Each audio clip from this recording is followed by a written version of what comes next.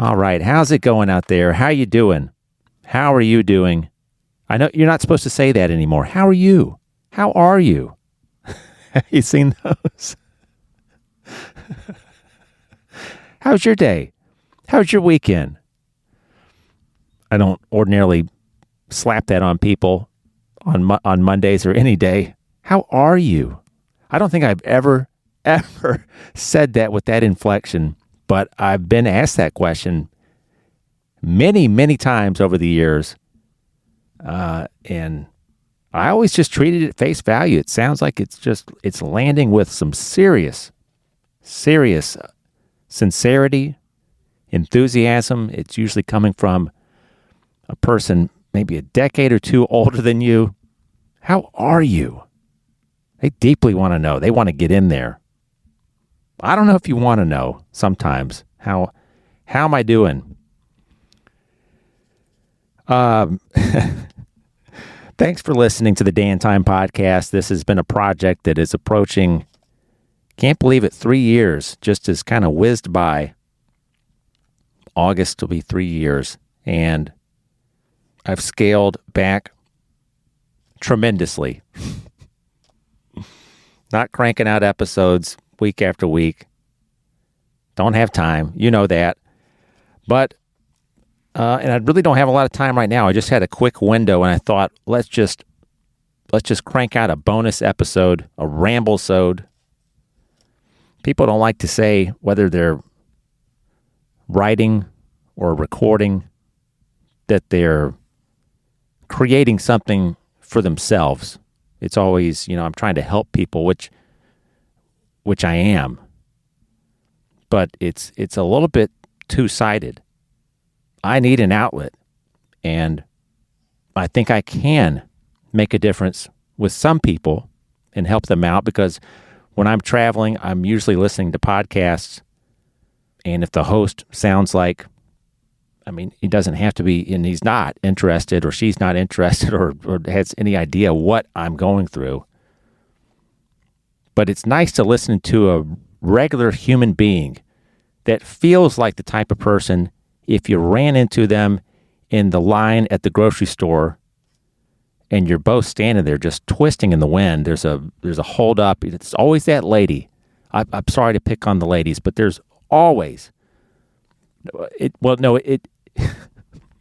doesn't always happen, but when it does happen, it usually is someone that's trying to write a check or whatever. But we've all been there. You're standing in line. I know there's a lot of self-checkout now, so it's fewer and far. Where am I going with this?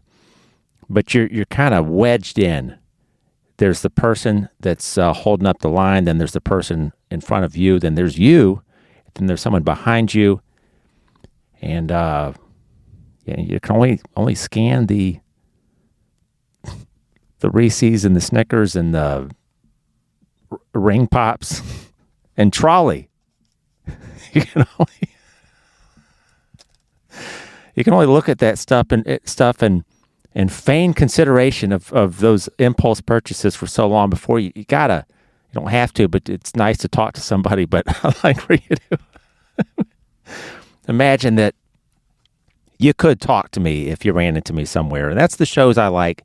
I like talking or hearing hosts just get their heads, out of the cloud down to earth. And that's what I'm going for. So I hope you do get something out of it, because I would talk to you. I don't care who you are. I have been in many different roles over my work life, and I hope my kids will have some version of the experience that I had, maybe a little bit cleaner as far as the extracurricular nightlife activities. But anyway, it's been a busy summer. Kind of miss those, as Dan Gavaris sings about, one of my favorite artists on this show, those lazy days, those lazy summer days. And my kids are getting to experience some of that. We're having a pretty fun summer for the most part, but I don't talk a lot about personal happenings in great specifics unless it's in the middle of a conversation sometimes, but I'll let you in on something that that I am going through. Maybe you've been through it yourself, or it may be looming. But I had to say goodbye to my cat of 12 and a half years, Trudy, a few days ago. And it kind of rushed up on me. She got sick pretty fast and went down hard and fast, and it was pretty tough to watch. But I made the decision. I didn't sit on it very long, and I was with her a lot, so I knew kind of what she was going through, and there was as much as I was not expecting. If you dial it back to, like I said, the first episode of the month with Dan Harrison, it's not even close, not even on the radar that anything is wrong with my animal. And about a couple weeks ago, I just had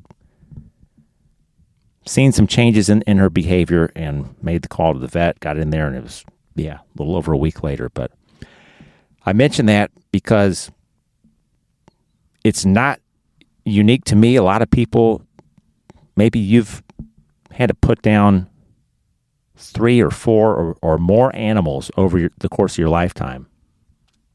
But it's a hard experience, especially when they're really attached to you and you've had a bond with them for, it could even be 5 years. We had a dog when I was growing up, and he had a skin condition that would be treatable today, but at the time it really was not. But I bring that up because Sunday night, once I got back home, I was on the phone with a friend of mine, and I said, wow, it's a wrap. I was standing there looking around the house. She's not there. She's not going to be there. And you're just thinking, from 5 weeks old to 12 and a half, this cat that's been in the peripheral of my home life every day, every night, is not here. And all the not a ton of caregiving that goes on with cats. That's the great thing. You don't have to walk them. If they're inside, they don't go outside. They don't care. They're fine with it. But you love them, and you spend time with them, and you play with them. And but she was around for all phases of my family. Just before I met my wife and had baby number 1, 2, and 3, she was there. Predated that about 3 years. So going back to time and the concept of having a lot of time left. I knew she was 12. I knew when she turned 10. Okay, she's getting a little bit older here, but just always imagined, okay, I can pad this with about maybe 5 years. I thought she'd probably be 16, 17, maybe 18 years old. Didn't happen. And it went by, not going to say the blink of an eye, but it just kind of feels like it when they've just vanished from your house. And, but, you've probably, everybody has gone through something pretty heavy like that. And with friends and family, sometimes quite tragic. So this is just one example. And I bring it to light. If you have experienced something similar and you're a busy person, or you don't have to be a busy person, but you got an animal that you've been circling, globe-trotting or whatever you're doing, and you come back home and that companion of yours is always there. They're not living life at full throttle like you are. They don't need to be. And they're just as happy with you as they were the day that you brought them into your life. So it's a special relationship. And what do you do in these situations? Are you the type of pet owner? Now, and we do have 2 cats that are still here. I'm not looking at them like, hey, I wish it was you. It should have been you. Like somebody in a movie where usually something tragic happens, and the dad is looking at maybe the survivor and saying, Why couldn't it have been you? And something harsh like that. I'm not really emotionally attached to these other sister cats, but one of them is suddenly a lot happier. I don't think she was a big fan of Trudy. I should probably say that when they came to the house about 3 years ago, it was a pretty rough initiation period. I wasn't really happy about it, but that's Trudy, and she was very territorial. But what do you do personally? Do you give it a few weeks, a couple months, and then you're bringing another kitten into the house or another puppy? What do you do? I'll tell you what I'm thinking, and I could change my tune. Probably not in a few months, but maybe a few years. My stance right now is I'm not replacing my cat. Ever.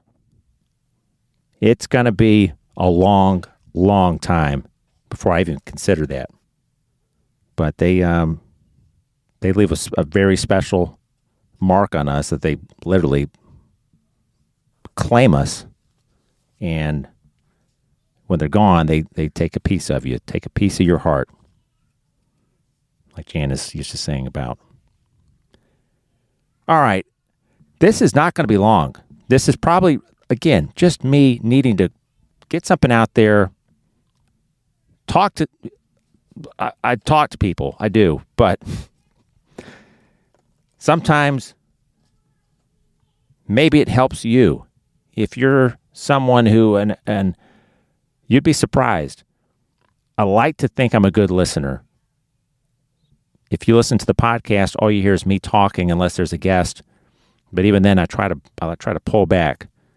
But sometimes, if you're a good listener, you just want to hear somebody unload, which I'm not always comfortable doing. So that little insight into my personal life is, let's just make that an exception.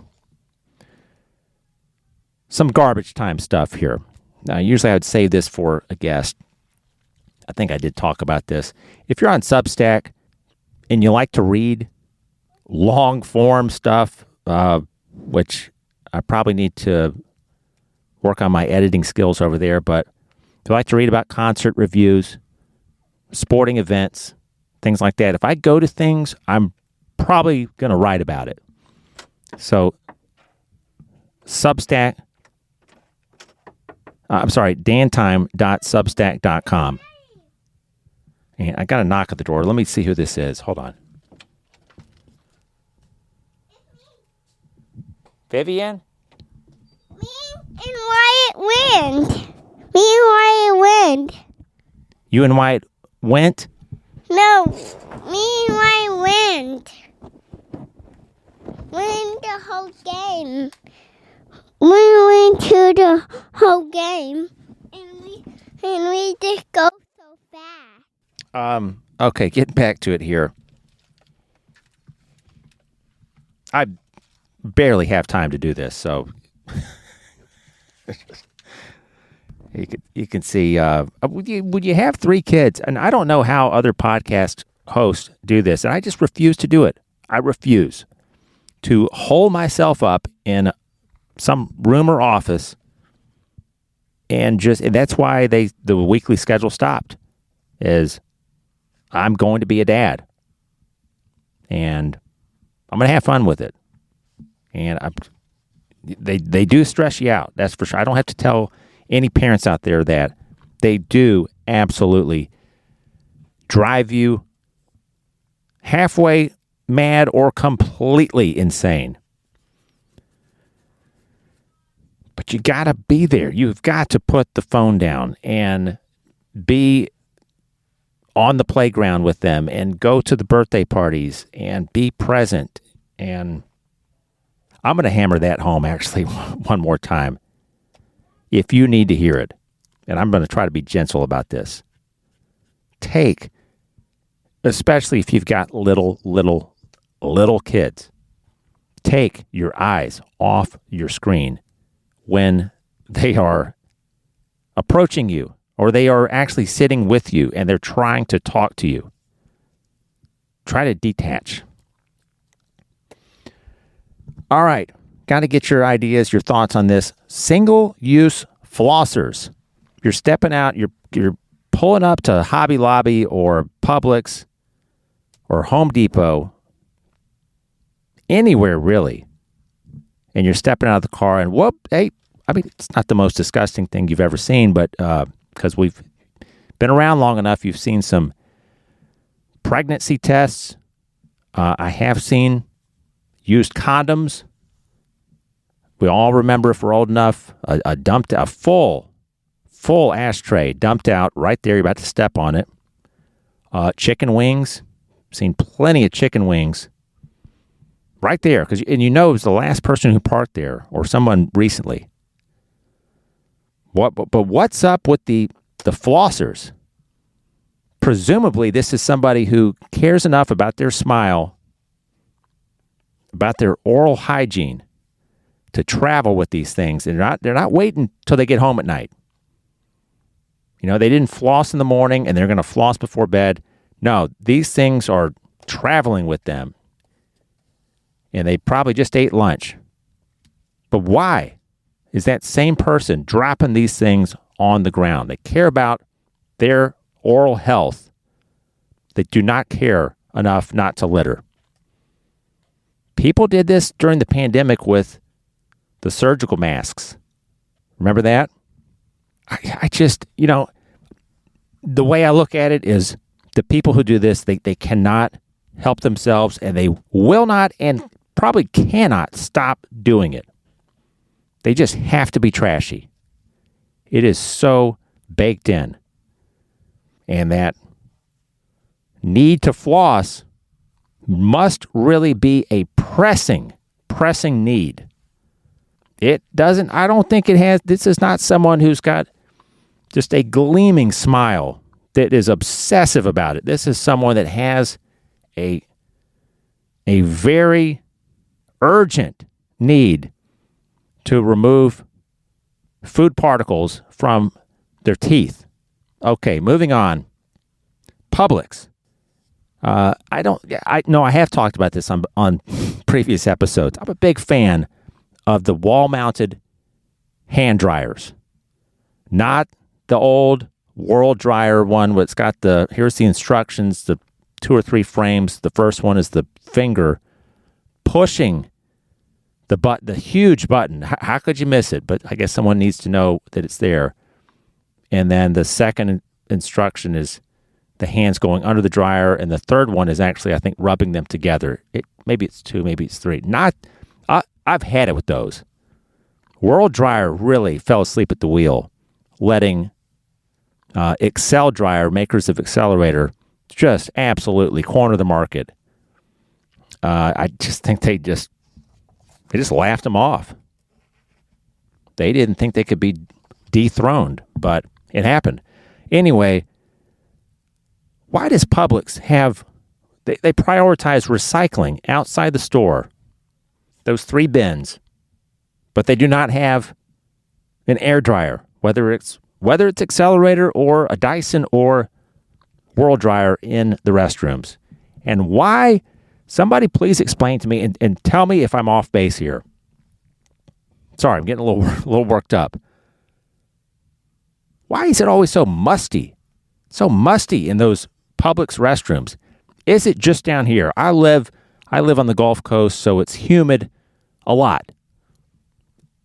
I don't know if it's particular to this area, but you step into the Publix restroom, it's got that very familiar kind of coconutty something scent, buttery coconut, and it's just kind of musty, kind of humid in there. Is that by design? And yeah, why is there only the paper towel option? But Publix is huge. They're everywhere. I mean, McDonald's has Dyson hand dryers now. Somebody please explain that to me. All right, moving along. New restaurants. We had, fortunately where I live, I don't live right on top of a lot of commercial shopping, a lot of retail restaurants. Just immediately as I pull onto the highway, 3 minutes from my front door. I don't live like that. I don't want to. Nothing against people who actually live downtown and can walk out their front door and when I was younger, I wanted to live steps from a bar. That'd be my little neighborhood place. But what is it with, like, Whataburger, for example, or Raising Cane's? They just opened a Raising Cane's chicken fingers.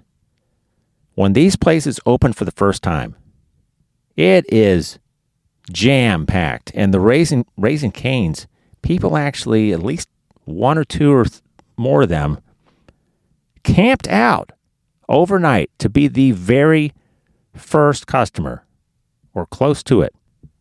Not me, but people get so amped up about this. I guess we just always, we all like some excitement in our lives. It gets a little humdrum, 2026.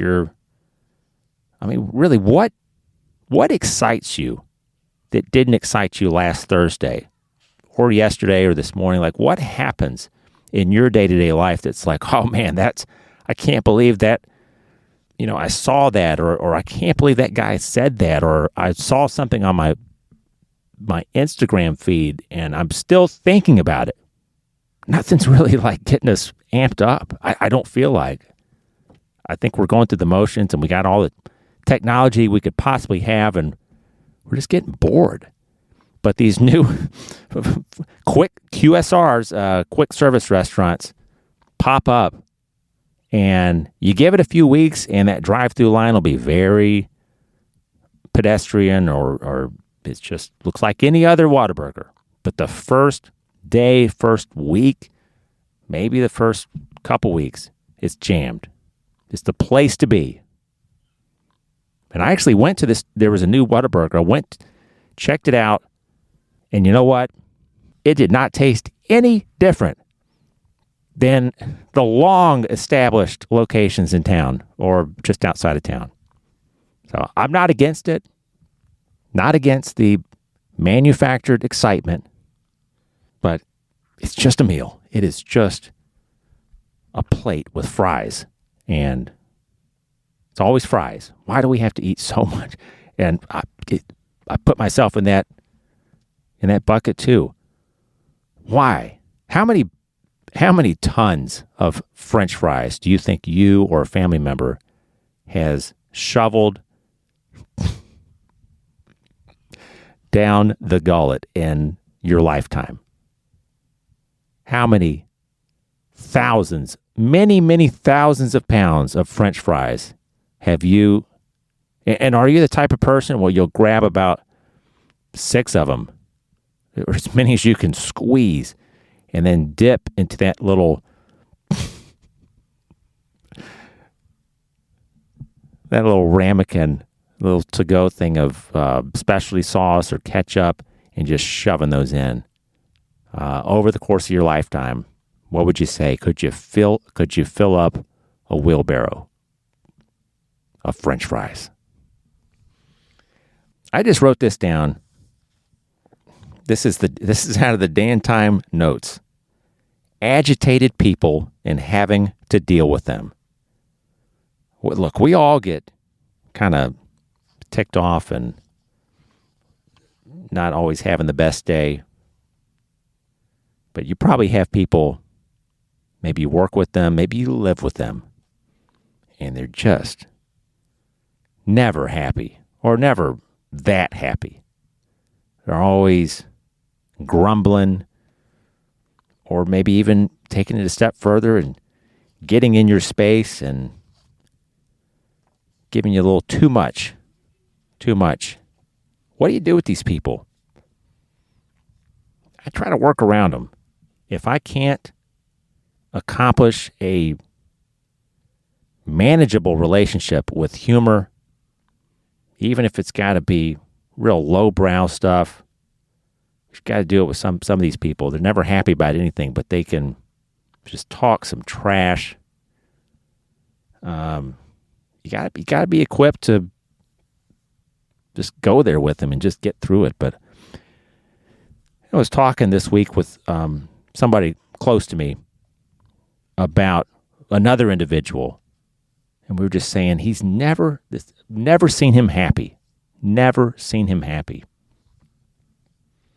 I don't get it. I don't understand. Even it's got to go back to upbringing, life experiences, that sort of thing. But how do you get to middle age and 60s and older and you're just such a curmudgeon and you don't care about making friends, keeping friends, building strong relationships, and you just like that. But I want to say, because I'm out in the community a pretty good bit, and I like to think that I'm pretty optimistic most of the time. I think there's more people that are good people, even if they're not just like you, and even if they're a little hard to read sometimes, or you think they're unhappy about something, but really that's just, they kind of wear that expression. It's like that they are cheerful, but they don't look like it. But that sort of thing. I think you get out and talk to people, get offline, get off of social media, and just get out wherever you live. You'll be surprised. People want to be happy. Most people do. And if they've got children, that is their number one priority, is they want those kids to be happy, cared for. And social media is getting, I think it's kind of wearing itself out. I'm on it. I promote the show a little bit on it, not as much as I used to, but I like to support artists who've been on the show and get the word out about them. By the way, Dan Brody, hopefully can get him back on Dan Time. He's got a new record that you should definitely check out. If you've already listened to some of his music, you're gonna love it. Dan Brody, Suburban Dreaming, available wherever you listen to music. I'm trying to spend some time offline. What my brother disagrees with me, or I think he does. He just doesn't see the point in it. But I added a flip phone to the family plan where we've got just multiple devices and all this stuff. And I just thought it doesn't cost anything. I mean, it's $10 a month more. And I found this pretty cheap phone on eBay. I've determined that we cannot, if someone knows how, if you're not 90 years old or whatever, or filthy rich and you got a personal assistant to handle everything for you, I don't think you can be 18 to 65 years old and get through life in 2026 without a smartphone. I don't know how. But you can, and you should try to do something, whether it's adding a flip phone on another standalone plan. And hold on, I got another knock at the door. Vivian, how you doing today? Good. Hey, what did you have a lot of fun today? Yeah. What was your favorite part? Ice cream. Popsicles. Popsicles. All right, let me open that for you. But mix it in. That's what I'm trying to do. I'm aiming to do it.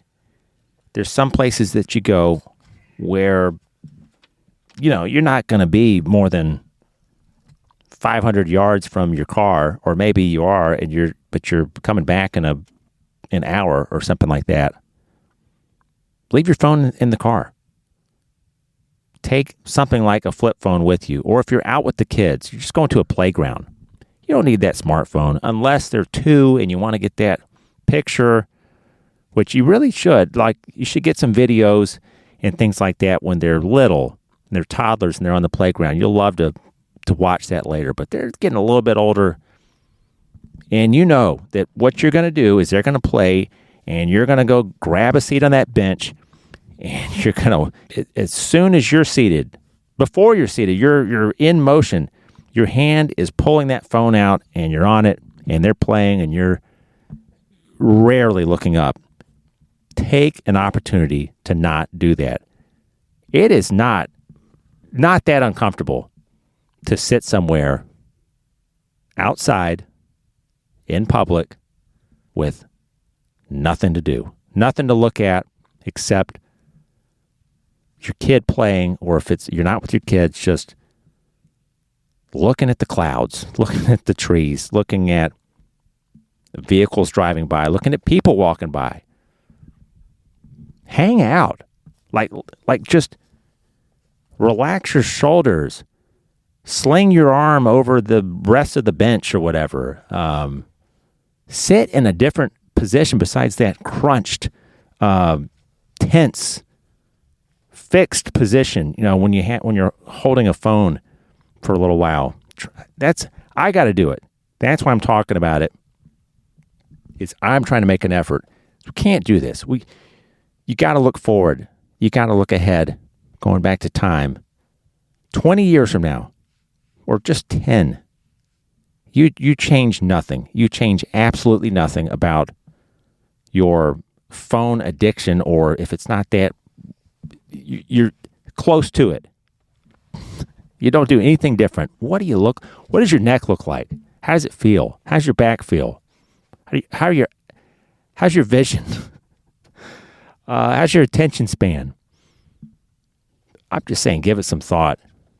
One thing I did today, I guess I'll talk about one other thing, and I'm super thrilled about it. So I've had this old Polaroid camera in the closet. It's probably been in the closet for 10 years, and then I pulled it out of storage at some point. I've had it 30 years. Haven't used it since about 1993, maybe 4. And I went to one of the only regional camera shops and thought I was going to have to get it restored, but all it needed was, I didn't realize the battery pack is actually in that cartridge with the film cartridge. So it's working again, and we took some fun pictures with it. Trying to just do some stuff and mix in some media from yesteryear.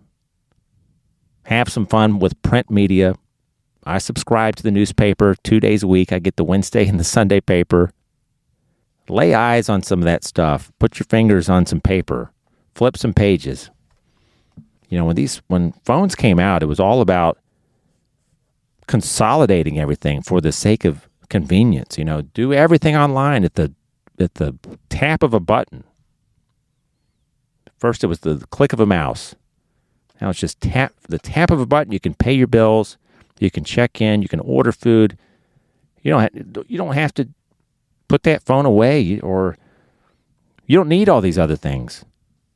Well, I like to think there is some enjoyment from having a variety of, let's just say, media.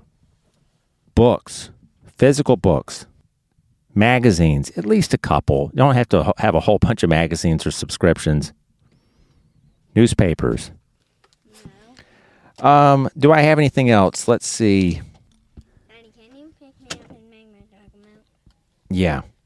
All right, last thing is, how many times have you tried? It cannot just be me, but I struggle mightily with finding the tear notch on, say, a resealable bag of shredded cheese or anything that is prepackaged, and you'll only get one shot at it. If you mess this up, you're going to have to go get a chip clip or something for the duration of that product. Or sometimes you'll just yank at the wrong spot, and all you've done is kind of ripped the plastic a little bit. Daddy. Yeah. Can you pick me up and make my chocolate milk right now? Yes. Then do it.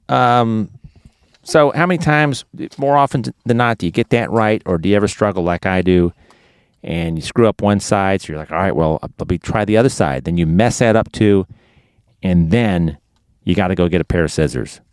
On that note, let me wrap it up. It was,